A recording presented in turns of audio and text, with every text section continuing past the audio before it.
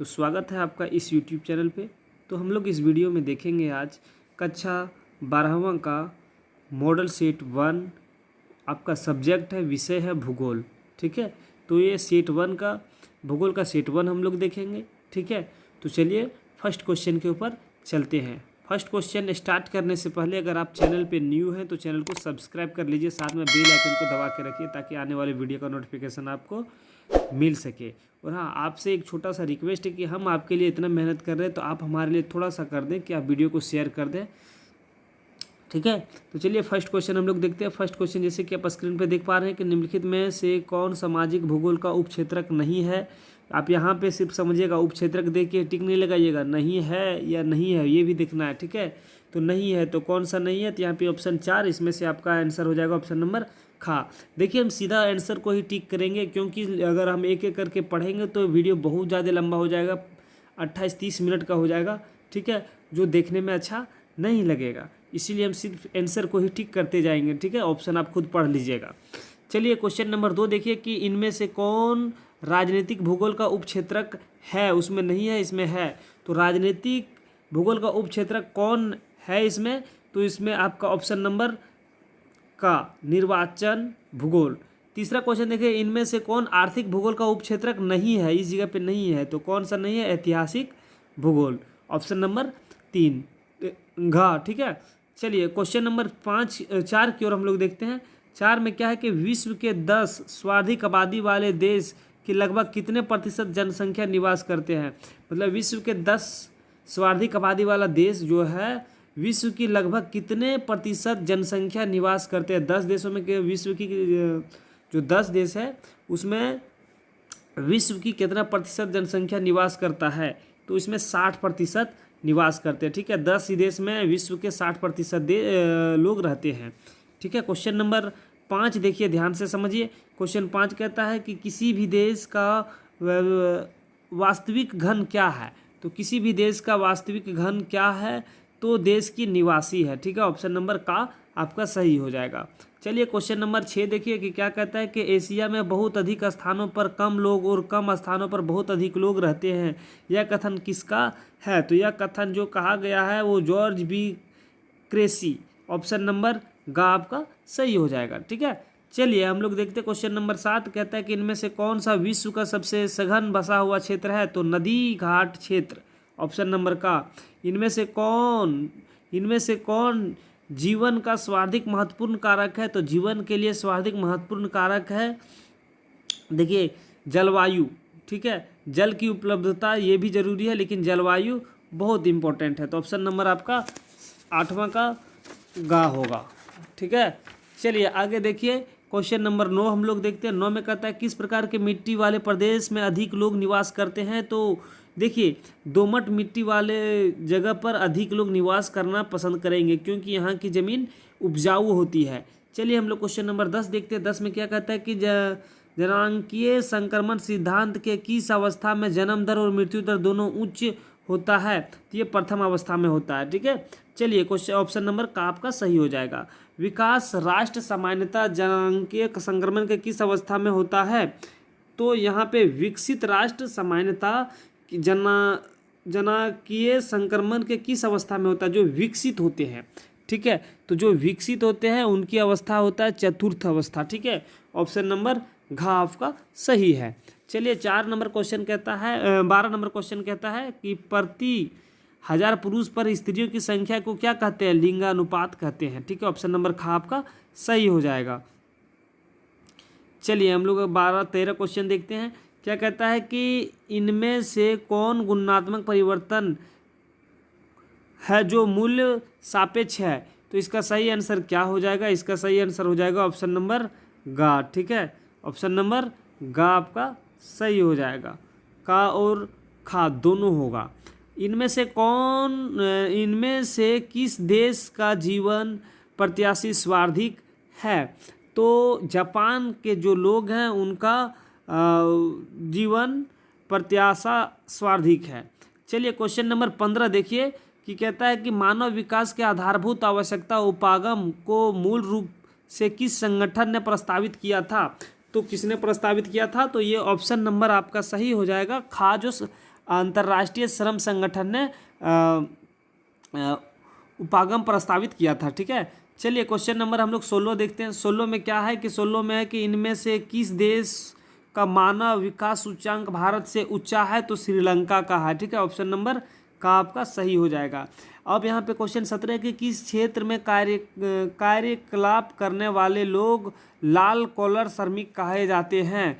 तो कौन सा क्षेत्र में काम करता है जिसको हम लोग लाल कॉलर श्रमिक के रूप में से जाना जाता है? तो इसका सही आंसर हो जाएगा प्राथमिक। ठीक है, ऑप्शन नंबर का आपका सही हो जाएगा। मानव के कौन सी आर्थिक क्रियाएं प्राचीनतम है? तो आर्थिक क्रियाएं कौन सा प्राचीनतम है? तो भोजन का संग्रहण एवं आखेट। ठीक है, ऑप्शन नंबर खा आपका सही हो जाएगा। चलिए क्वेश्चन 19 देखिए कि जर्मनी में आधुनिक भूगोल के किस विचारधारा का विकास हुआ है?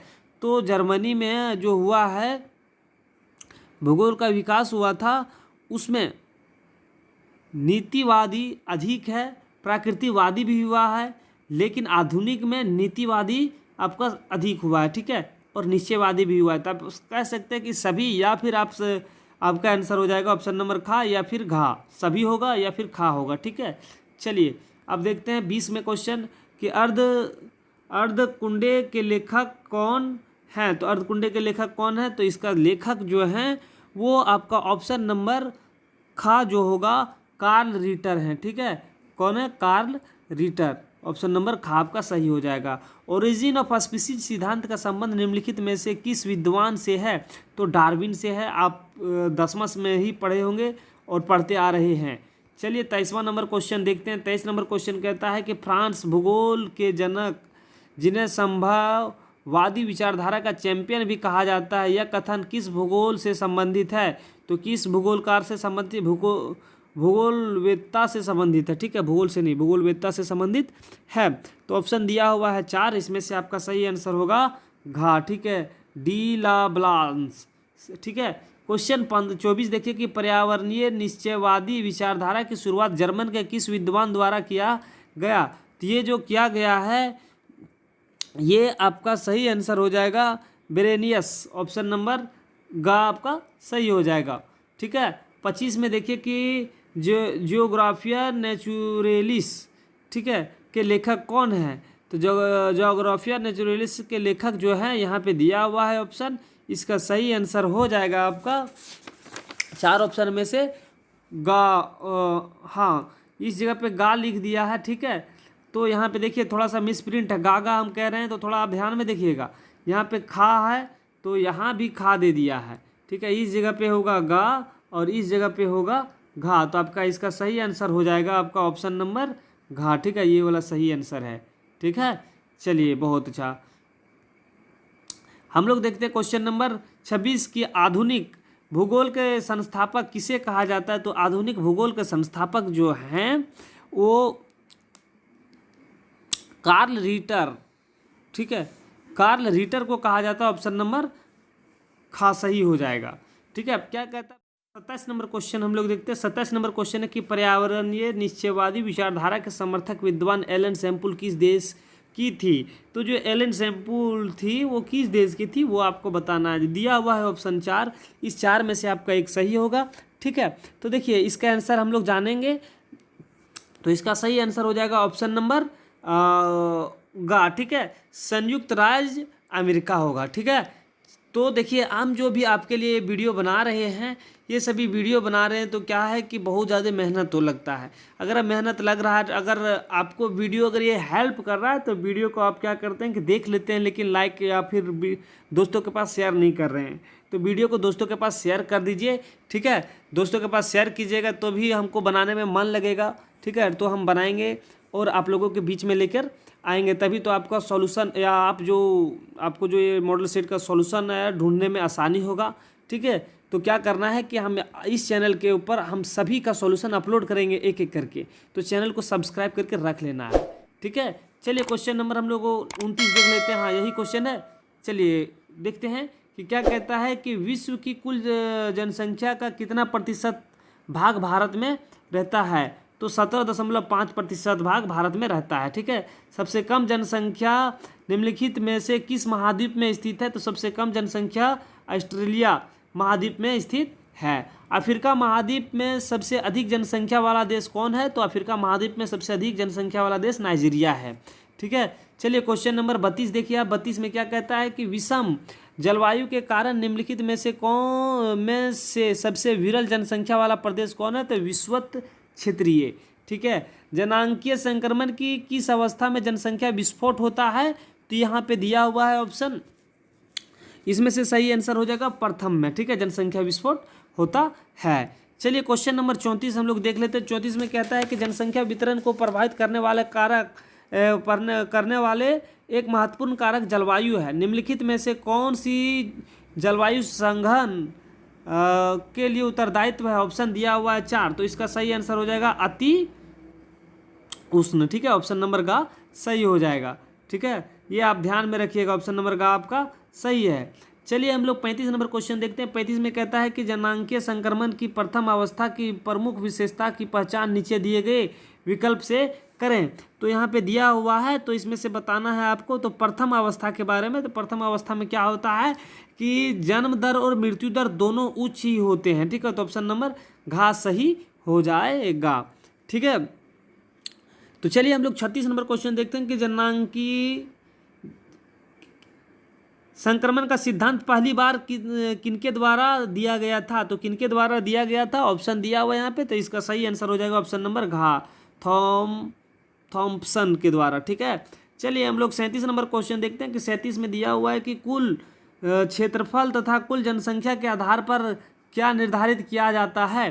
तो क्या निर्धारित किया जाता है? तो ऑप्शन दिया हुआ है यहाँ पे। इस ऑप्शन में से आपका सही आंसर क्या होगा? तो इसका सही आंसर हो जाएगा जनसंख्या क्षेत्रफल और कुल जनसंख्या का आधार पर। तो यहाँ पे घनत्व निर्धारित किया जाता है। ठीक है। आयु लिंग पिरामिड से जनसंख्या के किस विशेषता को प्रदर्शित किया जाता है? तो यहाँ पे क्या हुआ कि आयु संरचना को प्रदर्शित भी किया जाता है और लिंग संगठन को भी प्रदर्शित किया जाता है, दोनों को प्रदर्शित किया जाता है। तो कौन सा सही हो जाएगा आपका? ऑप्शन नंबर घ सही हो जाएगा। का और गा दोनों।